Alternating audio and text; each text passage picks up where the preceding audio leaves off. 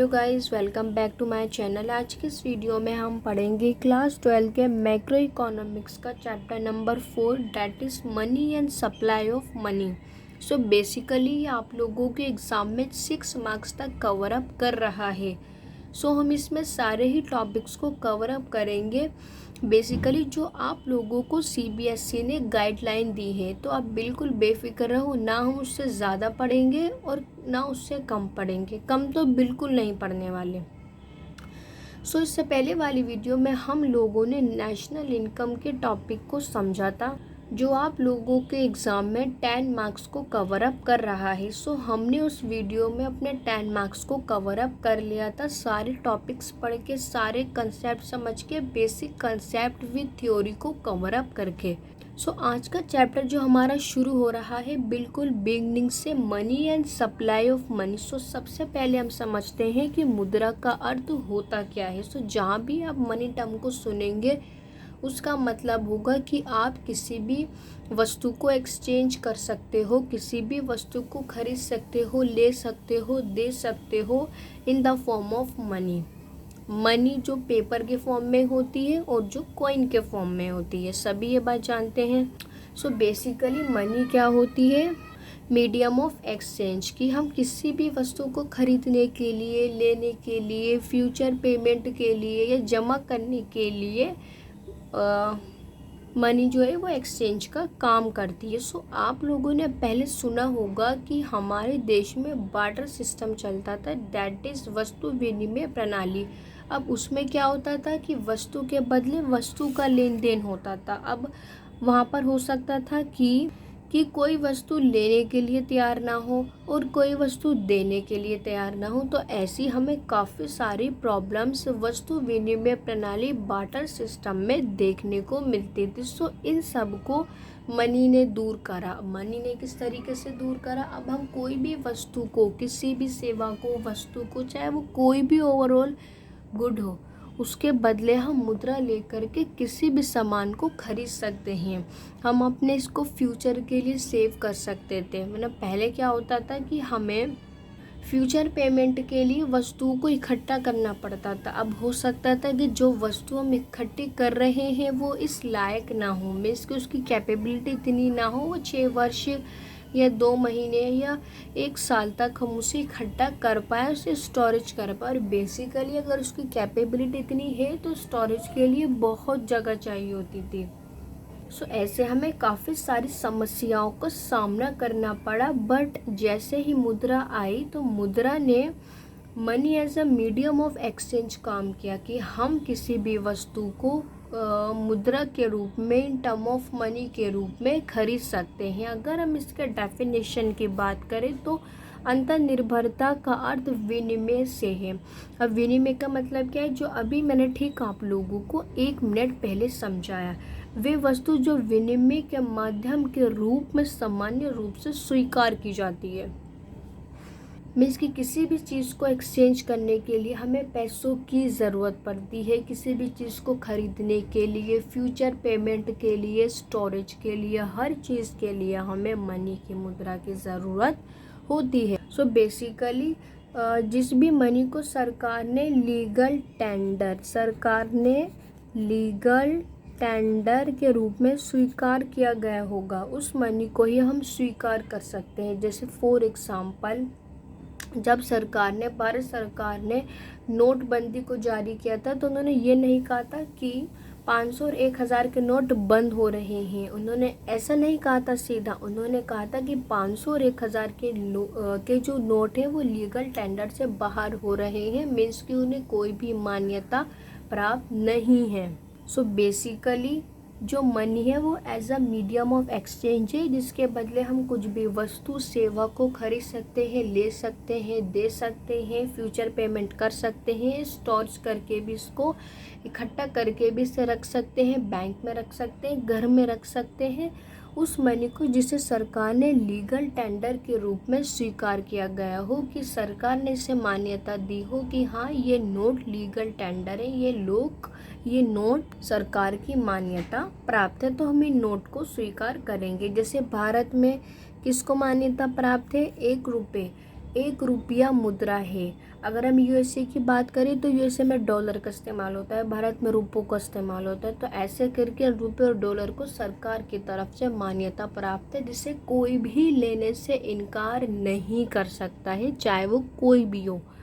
But अगर अब आप लोग ओल्ड वाले 500 के 1000 के नोट किसी को दोगे तो वो आपसे कोई भी नहीं लेगा। वो फटाफट से कह देंगे कि ये सरकार ने लीगल टेंडर से बाहर कर रखा है, इसे सरकार की तरफ से मान्यता प्राप्त नहीं है।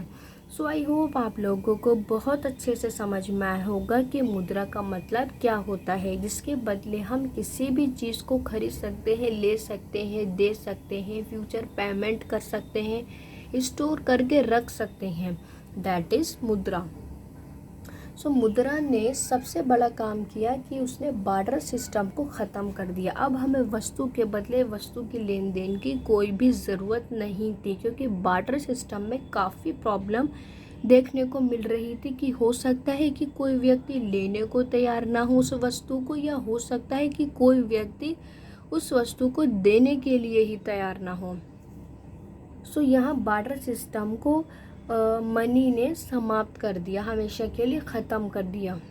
सो अगर हम आगे वाला सो बच्चों भी यहाँ आप लोगों के एग्ज़ाम में फंक्शन ऑफ मुद्रा पूछे जाएंगे कि मुद्रा के कार्य कौन से हैं। तो दो मुद्रा के कार्य हैं यहाँ पर, एक प्राथमिक कार्य और दूसरा गौण सहायक कार्य। That is most important point कि दो कार्य हैं, प्राथमिक कार्य और गौण सहायक कार्य।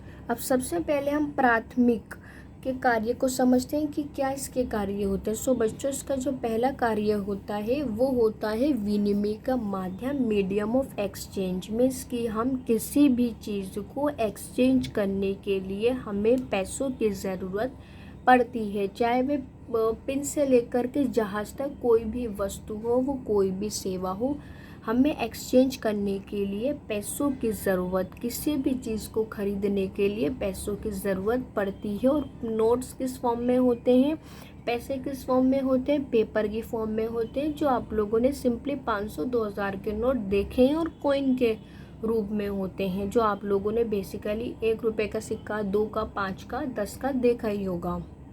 सो अगर हम इसके फर्स्ट कार्य की बात करें तो फर्स्ट कार्य क्या है इसका, मीडियम ऑफ एक्सचेंज का, कि किसी भी चीज़ को एक्सचेंज करने के लिए हमें पैसों की ज़रूरत पड़ती है।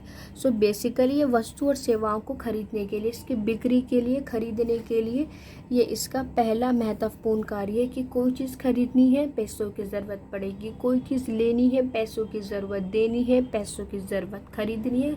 सो जितनी भी सारे फंक्शन हैं यहाँ पर इज़ रिलेटेड टू मनी है। अगर हम मुद्रा की अनुपस्थिति की बात करें, जब मुद्रा यहाँ पर नहीं थी तो वस्तु के बदले वस्तु का लेन देन किया जाता था, जिसके बदले हमें काफ़ी समस्याओं का सामना करना पड़ता था। जैसे कोई हो सकता है लेने के लिए तैयार ना हो वस्तु, और कोई हो सकता है कि देने के लिए तैयार ना हो वस्तु। तो इन दोनों व्यक्ति को, जो लेने के लिए तैयार ना हो और देने के लिए भी तैयार ना हो, तो ऐसे व्यक्ति को ढूंढना होगा जिसके लिए वो आपसी सहयोग बना सके। मीन्स कि उससे वो लेने के लिए भी तैयार हो और देने के लिए भी तैयार हो। सो यहाँ पर मुद्रा की अनुपस्थिति में हमें काफ़ी कठिनाई का सामना करना पड़ा। अगर हम इसके सेकंड पॉइंट की बात करें तो मूल्य का मापदंड अथवा मूल्य की इकाई। सो बेसिकली मनी जो है वो कॉमन यूनिट में है, और इसकी कॉमन यूनिट क्या है, पैसा, मीन्स की रुपए। सो इसने बोला अगर किसी वस्तु और सेवा का मूल्य हमें मापना है तो वो मुद्रा के रूप में मानेंगे, रुपए के रूप में मानेंगे। जैसे फॉर एग्जाम्पल के लिए कि सपोज ए और बी, यहाँ पर दो व्यक्ति हैं। ए के पास कार है और इस व्यक्ति को कार चाहिए, और ए वाले को बी से गेहूं चाहिए। तो अब यहाँ काफ़ी फ़र्क देखने को मिल रहा है। फॉर एग्जाम्पल के लिए 10 टन गेहूँ बी से ए को चाहिए, तो कहाँ 10 टन गेहूँ और कहाँ लाखों करोड़ों रुपए की कार। तो कहीं ना कहीं यहाँ पर यूनिट सिस्टम जो था वो अनबैलेंस हो रहा है, कहाँ गेहूँ और कहाँ कार। सो वस्तु के बदले वस्तु का लेन देन जो था वो आपस में वस्तु और सेवाओं की कॉमन यूनिट को मेजर ही नहीं कर पा रहा था। तो सबसे बड़ी समस्या से मुद्रा के आने पर छुटकारा मिला कि हम वस्तु और सेवाओं का जो एक उचित मूल्य होता है वो ले पाएंगे, वो दे पाएंगे, वो पेमेंट कर पाएंगे। सो बेसिकली मुद्रा के आने से यहाँ पर measure of value, unit of value, मुद्रा मूल्य का मापदंड करती है। अब हम किसी भी वस्तु को इजीली तरीके से सीधा हमने पैसे दिए और हम उसे खरीद सकते थे। सो बेसिकली यहाँ पर इसने मूल्य की इकाई का कि जो उसकी यूनिट है, फिर चाहे वो रुपए हो, वो डॉलर हो, वो पौंड हो, वो कुछ भी हो, एक सही यूनिट हमें देखने को मिलेगी।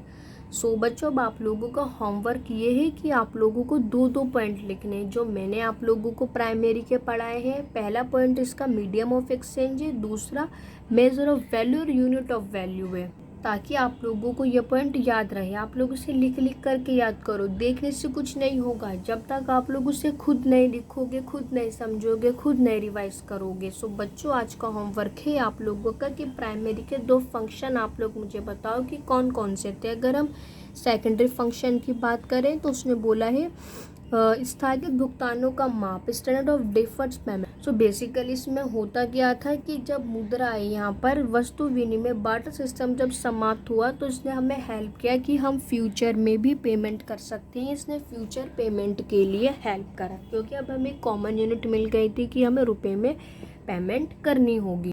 सो बेसिकली से हम थ्योरिकल पढ़े तो स्थगित भुगतान वो होता है जो भुगतान तत्काल न करके भविष्य में किसी समय किया जाता है। जैसे मैंने आप लोगों से कुछ पैसे उधार लिया, सपोज ए ने बी से उधार लिया, तो उसको एक टाइम पीरियड देता है कि हाँ मैं इतने 2 महीने बाद, मैं 10 दिन बाद, मैं इतने दिन बाद तुम्हें रिटर्न कर दूंगा। तो उसने इस चीज़ को काफ़ी इजीली बनाया, लोगों को एक टाइम पीरियड मिला कि वो अपने मनी को उस व्यक्ति को वापस लौटा सकते हैं। सो यहाँ बेसिकली जो मुद्रा के रूप में जो भुगतान होता था वो काफ़ी आसान बन गया। जब हम किसी से उधार लेते हैं तो हम इसे भविष्य में बैच सही लौटाना होता है। यस, हम किसी से उधार लेते हैं तो हम उसे सही समय पर विद इंटरेस्ट के साथ लौटाना भी होता है। तो इस प्रक्रिया को काफ़ी सरल बना दिया गया है मुद्रा के आ जाने से, क्योंकि हमें एक यूनिट ऑफ टर्म मिल गई थी, किसकी इकाई है, हमें पीरियड ऑफ टाइम मिल गया था। सो बेसिकली यहाँ जब बार्टर सिस्टम था तो वस्तु और सेवाओं के रूप में यहाँ पर भुगतान करना बहुत कठिन था। जैसे फॉर एग्जाम्पल के लिए कि किसी से गेहूँ के रूप में ऋण लिया, हमने यहाँ पर उधार लिए गेहूं को ऋण के रूप में, उधार के रूप में लिया, तो इस ऋण को उसी गुणवत्ता वाले गेहूं के रूप में लौटाना कितना कठिन है। यस, ऑब्वियसली अगर मैंने किसी से बोला कि आप मुझे गेहूं उधार दे दो 2 महीने के लिए, 3 महीने के लिए, तो वो काफ़ी टफ होगा कि मैं उसे वैसे ही क्वालिटी के गेहूँ दोबारा प्रोवाइड करूँ। या अब ऐसा भी संभव नहीं है कि वो गेहूँ अगले 2 महीने तक ठीक रहे। अब ऐसा भी संभव नहीं है कि मैं इसे अच्छे से स्टोर कर पाऊँ। सो बेसिकली बहुत टफ था इन सब चीज़ों को स्टोर करना, इन सब चीज़ों को उधार लेना। बट मुद्रा के आ जाने से ये सारे जो रूल्स हो रहे थे वो सब ख़त्म हो गए, इसे बहुत इजी बना दिया गया। अब हम फ्यूचर पेमेंट भी कर सकते थे। फॉर एग्जांपल के लिए आप टमाटर को कहाँ तक स्टोर करके रखोगे, कहाँ तक आप उधार लोगे, बट मनी को आप फ्यूचर तक, आप उन्हें 200 साल तक, 300 साल तक, जितने भी साल तक रखो वो कहीं नहीं जाएंगे in future. So future payment को यहाँ आसान बनाया गया है, जो पहले वस्तु के बदले होता था। सो अगर हम सेकंड पॉइंट की बात करें तो वो है मूल्य का संचय, store of value. So basically इसका मतलब क्या है कि मनी को यहाँ पर स्टोर करना बहुत इजी हो गया। आप 200 साल तक मनी को बैंक में रख सकते हो, घर में रख सकते हो, कुछ नहीं होगा। बट अगर आप गेहूं को स्टोर करके रखोगे तो वो अगले 2 महीने में ही सड़ना, खराब होने शुरू हो जाएंगे। सो बेसिकली इसने यहाँ पर मुद्रा की उत्पत्ति से धन का संचय बहुत आसान हो गया। हम इसे इजीली तरीके से काफ़ी टाइम पीरियड तक स्टोर करके रख सकते थे। धन को केवल कागजी मुद्रा जैसे सावधि जमा रसीद FDR के रूप में संचय किया जा सकता था। यस, बिल्कुल, जैसे पेपर टाइटल्स हो गए, जैसे आप लोगों ने चेक देखा होगा, हम लोग चेक देके पैसे निकलवा सकते हैं, अपने पैसे इकट्ठे करवा सकते हैं। पेपर टाइल्स हो गया, या समय अवधि जमा हो गया, जिसे हम FDR कहते हैं, कि हम बैंक को टाइम पीरियड दे देते हैं कि हम इतने बाद अपने पैसे को निकलवा लेंगे, फिर वो आपका सेविंग अकाउंट हो या वो करंट अकाउंट हो। तो यह बेसिकली स्टोर ऑफ वैल्यू करना बहुत ईजिली हो गया। आप मनी को बहुत सालों तक भी स्टोर कर सकते हैं। सो बट अगर हम वस्तु के बदले वस्तु की बात करें तो उसको स्टोर करना बहुत टफ था। यस, ऑब्वियसली अब हम टमाटर को स्टोर करके नहीं रख सकते, उसके लिए मुझे बहुत बड़ी जगह चाहिए, मुझे बहुत टमाटर चाहिए। और ऐसा भी पॉसिबल नहीं है कि अब मैं उस व्यक्ति को ऐसे टमाटर वापस करूं जो आज से उसने मुझे 2 महीने पहले दिए थे, मैं उसी क्वालिटी वाले प्रोवाइड करूं। अब ऐसा भी पॉसिबल नहीं है, क्योंकि वो वस्तुएं या तो नष्ट हो जाती हैं, ख़राब हो जाती हैं, या वो टूट जाती हैं, यस ऑब्वियसली। बट मुद्रा के अंदर ऐसा कुछ नहीं होता। आप 200 साल तक भी रखोगे तो वो वहीं का वहीं रहेगा। सो बच्चों, आई होप आप लोगों को बहुत अच्छे से समझ में आया होगा कि मनी के फंक्शन क्या होते हैं, जिसमें हमने पहला प्राथमिक फंक्शन के बारे में पढ़ा और दूसरा गुण। अब आप लोगों को होमवर्क ये है कि आप जल्दी से फटाफट से हेडिंग डालो प्राथमिक का। कमेंट सेक्शन में ही आप लोग मुझे आंसर करो कि प्राइमरी के फंक्शन कौन कौन से, उसके 2 पॉइंट लिखो, जिसमें हमने मीडिया फॉर एक्सचेंज और मेजर ऑफ यूनिट वैल्यू को पढ़ा, और फिर सेकेंडरी पढ़ा। उसके मुझे 2 पॉइंट लिख के बताओ कि उसके 2 फंक्शन कौन कौन से, स्टैंडर्ड और डिफर पेमेंट्स, जो हमारे भविष्य में फ्यूचर में भी हम पेमेंट कर सकते हैं, और दूसरा स्टोर ऑफ वैल्यू, जिसे हम स्टोर करके भी रख सकते हैं। पैसा कहीं नहीं जाएगा। अब उसे 200 साल के लिए रख दो, 300 साल के लिए रख दो, वो वहीं रहेगा। सो बच्चों, आई होप आप लोगों को आज के इस वीडियो में ये टॉपिक बहुत अच्छे से समझ में आया होगा। सो आप लोग को अब अपना होमवर्क करना जल्दी से शुरू कर दो, क्योंकि अगेन मैं यही बोलूँगी कि देखने से कुछ नहीं होगा। आप लोग चीज़ों को लिखो, अपने आप से समझो, उसे खुद एक्सप्लेन करो, अपने लिए खुद के लिए क्वेश्चन बनाओ। सो बच्चों, मिलते हैं नेक्स्ट वाली वीडियो में, जिसमें हम समझेंगे आगे के इसके नेक्स्ट इम्पॉर्टेंट पार्ट को। सो बेसिकली अभी हमारा मनी वाला टॉपिक कवर अप नहीं हुआ है। अभी हमारी मेजरमेंट रहती है मनी की, और इसके अलावा सप्लाई ऑफ मनी भी रहता है, जिससे हम कवर अप करेंगे नेक्स्ट वाली वीडियो में। देन हम 6 मार्क्स अपने पक्के कर लेंगे इसी चैप्टर से। सो बच्चों, मिलते हैं नेक्स्ट वाली वीडियो में। जब तक के लिए गुड बाय।